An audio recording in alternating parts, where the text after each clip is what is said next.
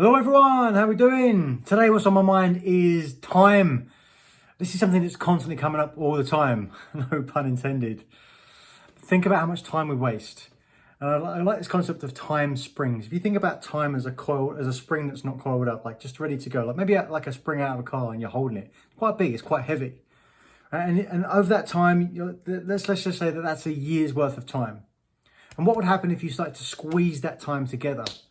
What would happen if you got a year's worth of time and you squeezed it down to a quarter? So you've got 3 months worth of time and you're holding it tight. It's pretty hard to keep that tight. But what happens if you did the activity that you were going to do in that year, but you did it in a quarter?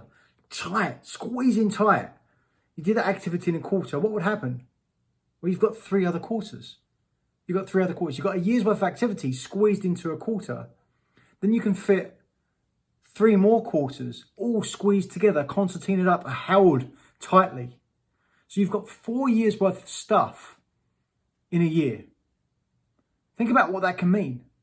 Think about where you can go because of that. Because what happens is, if you think about it, as you move on to the next year, the pressure in that 4 years spring in 1 year starts to release.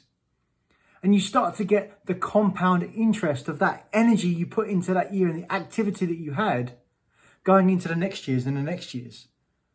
Because think about that. If you do something which is 50 hours of work and you do it 1 week a year, over a year, roughly takes a year to do that. But if you do that same 50 hours in 2 weeks, it's the same work. But what's the output you get from that? It's more, because there's no time between, or less time between, to dissipate any of the learning that you've got from that and the results.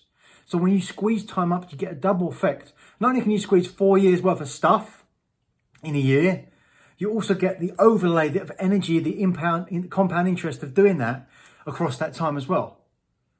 Think about what that means over a long term, like 4 years worth of stuff in a year. And then compounded over term. We've got to be thinking about where we're putting our time. If we put an hour's worth of time into something that's just a distraction or a waste, it doesn't go anywhere. That's not just an hour we've lost. We've lost the time that we could have invested into that compound spring. So 2 hours, an hour is actually 2 hours. I get so excited about this stuff. Think about that, guys. Like, where else can you compound? Where can you do this in your life? Put it in, squeeze it up, get more tight, get precise. Right? Get it and find a way to do this for yourself. Or come and see me, we'll talk about it, but just get it tight. And you've got to have so much energy in that compound spring. Time is the thing that we're not going to get more of. We've got to be precise about this. We've got to be hungry about this. Go and get it.